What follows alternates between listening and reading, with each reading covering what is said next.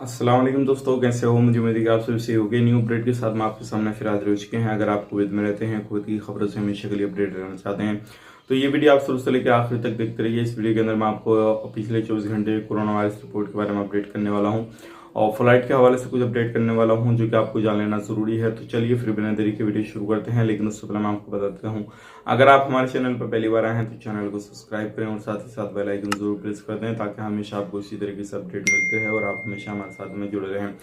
अगर आप इंडिया में रहते हैं और आपको कौन सी वैक्सीन लगानी चाहिए, अगर कोविशील्ड आपने वैक्सीन ले ली है तो उसके हवाले से भी हम कुछ अपडेट करेंगे। तो चलिए सब अब बिना देरी की वीडियो आगे शुरू करते हैं। अब मैं सबसे पहले अपडेट की तरफ बढ़ते हैं जो कि आपको बता देता हूं, बहुत सारे लोग जो है इस चीज के इंतजार में हैं फ्लाइट कब शुरू होगी। लेकिन मैं आपको बताना चाहूंगा, जैसे कि आपको मालूम है बहुत सारी अपडेट जो है कुवैत गवर्नमेंट ने पहले भी दी थी, जो कि इस महीने से पहले यानी कि मई के महीने में भी दी थी और इस महीने के शुरू में भी दी थी।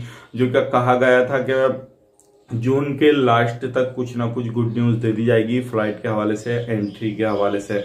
लेकिन मैं आपको बताना चाहूंगा गुड न्यूज के लिए बोला गया था, लेकिन अभी जो है आपको मालूम है कि यूं ही आधा महीना निकलेगा, अभी तक कुछ भी नहीं हुआ है। लेकिन उम्मीद ये की जा सकती है कि 15 दिन के अंदर अंदर और इंशाल्लाह कुछ ना कुछ अपडेट जरूर निकलेगा और जैसे ही निकलेगा हम आप तक जरूर शेयर करेंगे। लेकिन ध्यान रखिएगा, अपडेट जो भी निकलेगा उन्हीं कंट्रियों के हिसाब से निकलेगा। जो कंट्रियां में कोरोना वायरस के केसेस कम हैं तो उन्हीं कंट्रियों की हो सकता है फ्लाइट ओपन कर दी जाए।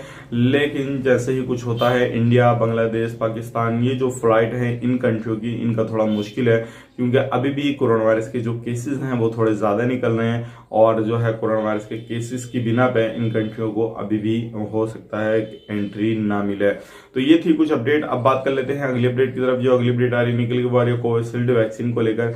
अगर आप इंडिया में रहते हैं तो कोई टेंशन नहीं है, आपको कोविशील्ड आप दोनों वैक्सीन ले सकते हैं, यानी कि दोनों डोज ले सकते हैं और जब आएंगे तो आपको उसका बेनिफिट मिलेगा जरूर। अदरवाइज दूसरी वैक्सीन लेंगे तो थोड़ा आपको जो है और उस वैक्सीन की मान्यता जो है वो अदर कंट्रियों में नहीं होगी। इस चीज का भी आपको जहन में रख लेना है। अगर पासपोर्ट नंबर आपने नहीं दिया, आधार नंबर दिया तो भी घबराने की जरूरत नहीं है, आप बाद में उसको एडिट वगैरह भी कर सकते हैं दूसरे डोज पर।